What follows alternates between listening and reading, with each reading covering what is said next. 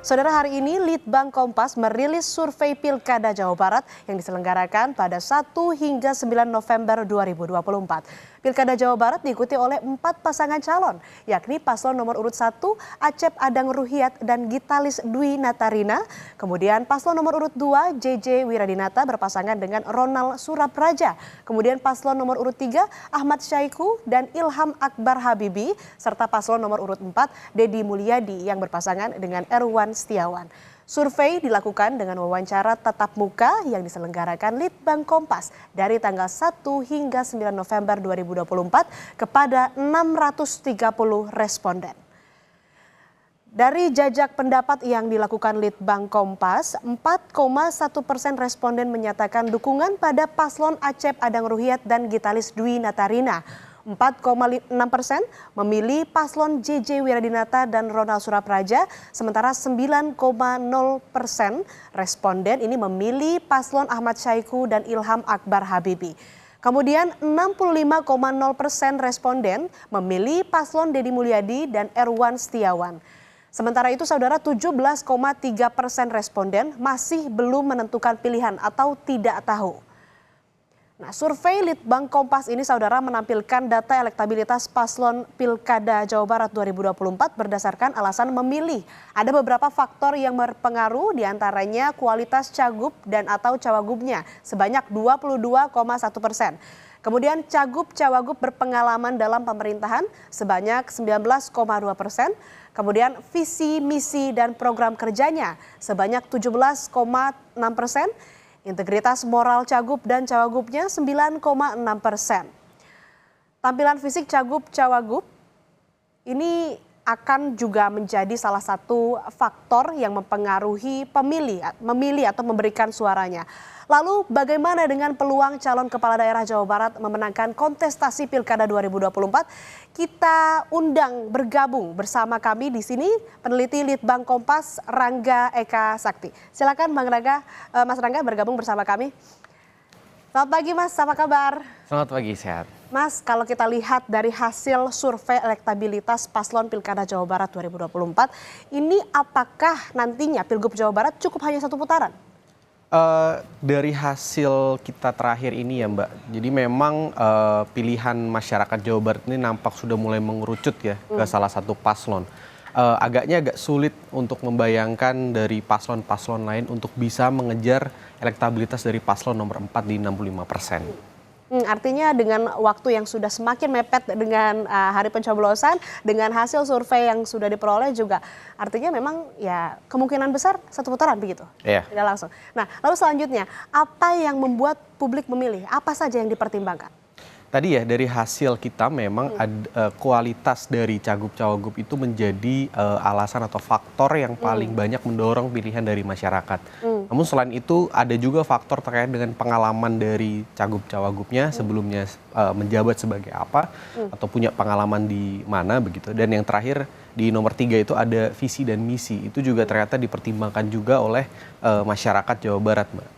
Oke, itu pertimbangan-pertimbangan utama yang jadi pertimbangan para pemilih Jawa Barat. Kalau kita lihat data ini Mas Rangga, 4,1%, 4,6%, 9,0%. Lalu ini cukup timpang, 65%. Ini kalau kita bandingkan atau merujuk dengan Pilkada Jawa Barat, Pilgub Jawa Barat di pemilihan sebelum-sebelumnya, ini tidak pernah terjadi, bukan begitu? Iya, Mas Rangga? betul Mbak. Kalau kita merujuk ke yang terakhir saja ya, 2018 memang kontestasinya jauh lebih ketat begitu. Pada saat itu paslon RK Pak UU itu menang cukup tipis di 32%, sedangkan disusul oleh Pak Ajat dan Pak Ahmad Syaiqo waktu itu ya 28%. Nah, di sini memang kita melihat ada tren yang cukup drastis begitu ya, di mana ada satu paslon yang mendapatkan tingkat elektabilitas yang sangat tinggi begitu Mbak. Ya, ini perbedaan atau selisih dari elektabilitas masing-masing paslon juga cukup tinggi. Ini apakah faktornya karena potensi dari salah satu atau masing-masing paslon begitu, karena mungkin pasangan Deddy Mulyadi, Erwan Setiawan, Deddy ini lebih dikenal oleh publik atau apa faktornya? Tentu faktornya ada beberapa ya Mbak ya. Faktor pertama bisa jadi ya sosok tadi Pak Deddy dan Pak Erwan ini relatif lebih dikenal oleh publik ya. Dia lebih populer, lebih disukai juga dan segala macam. Yang kedua juga perlu dicatat juga bahwa modal dukungan politik dari Pak Deddy Mulyadi dan Erwan Setiawan ini relatif lebih besar dibandingkan dengan paslon-paslon lain. Kita tahu Pak Deddy Mulyadi dan Erwan Setiawan ini didukung oleh koalisi Kim, isinya ada 9 partai di sana, dan 2 dari 9 partai itu Golkar dan Gerindra ya punya kursi yang relatif besar begitu. Capaiannya kemarin di pemilu 2024 begitu. Baik, kalau kita bicara soal potensi paslon lain selain Deddy Mulyadi dan Erwan Setiawan, dengan waktu yang sudah cukup sedikit ya, sangat sedikit, ini semakin dekat dengan pemilihan, bagaimana potensi mereka untuk kemudian bisa mendongkrak suara atau elektabilitas? Bagi paslon nomor 1, 2, dan 3, ini kan memang unik ya. Tapi mungkin satu benang merah yang bisa ditarik begitu ya dari ketiga paslon ini adalah bagaimana mereka perlu untuk berupaya mengkonsolidasikan suara-suara dari basis konstituen mereka yang masih mengalir ke pasangan Deddy Mulyadi dan Erwan Setiawan. Baik di kelompok pemilih PKB gitu misalnya di paslon nomor urut 1, kemudian di kelompok pemilih PDIP yang mengusung paslon nomor urut 2, dan juga PKS dan Nasdem di nomor urut 3 begitu. Banyak juga yang belum memilih, ada 17,3% yang tidak tahu atau belum menentukan pilihan ya ini Mas Rangga. Nah, ada juga yang menyebutkan bahwa belum memilih karena menunggu kampanye selesai. Nah, sebetulnya faktor dari kampanye ini sebesar apa terhadap elektabilitas? Kalau dari hasil kita ya Mbak, sekitar 39-40% dari publik Jawa Barat yang masih belum menentukan pilihan, itu memang menunggu hasil dari debat dan juga kampanye ini finish dulu Mbak. Begitu. Artinya faktor yang paling besar begitu? Paling besar. Lalu selanjutnya ini kan ada juga swing voters. Ini bagaimana potensi yang belum menentukan pilihan, yang belum tahu potensi swing voters ini seperti apa Mas untuk memilih nantinya? Pertama dari segi jumlah, sebetulnya kita belum bisa bilang bahwa itu jumlah yang relatif besar ya. Karena kalau kita coba cross ke mungkin rata-rata orang yang pada akhirnya tidak memilih begitu dari DPT ya, yang golput atau tidak sempat memilih, itu kurang lebih ya sekitar segitulah. Jadi itu mungkin bisa jadi gambaran mereka-mereka atau masyarakat yang mungkin pada akhirnya tidak memilih gitu di pemilu. Jadi mungkin, dan juga apabila itu didistribusi secara merata begitu ya ke 4 paslon, saya rasa sih akan agak sulit kemudian undecided voters itu bisa merubah peta konstelasi politik yang sekarang sudah terbentuk. Jadi sebetulnya pengaruh dari undecided voters ini tidak begitu besar meskipun angkanya masih cukup tinggi lah ya, 17, sekian persen begitu. Ya. Lalu ini kan masih ada swing voters, kemudian juga masih sudah ada beberapa yang menentukan atau menjawab begitu ya. Dari yang sudah memberikan respon atau memberikan suara begitu, ingin memilih siapa dan lain-lain. Ini apakah mereka sudah menetapkan atau seyakin itu terhadap paslon, masing-masing paslon yang dipilihnya, atau seperti apa Mas? Ya, dari hasil kita memang terutama di pemilihan-pemilihan yang jarak elektabilitasnya itu sudah sangat jauh begitu ya. Itu memang kecenderungan ada tren pilihan masyarakat itu sudah relatif lebih firm begitu ya, sudah lebih mapan begitu.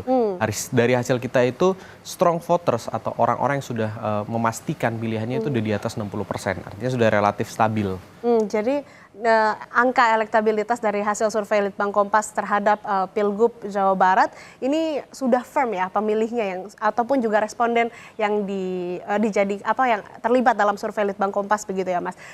Terakhir mungkin ini bagi paslon lain yang di bawah dari pasangan Deddy Mulyadi Erwan Setiawan, ini yang kalau kita lihat cukup timpang ya, dari 4% sampai dengan 9%. Apa yang kemudian faktor yang bisa mendorong elektabilitas mereka dalam waktu yang cukup sempit ini?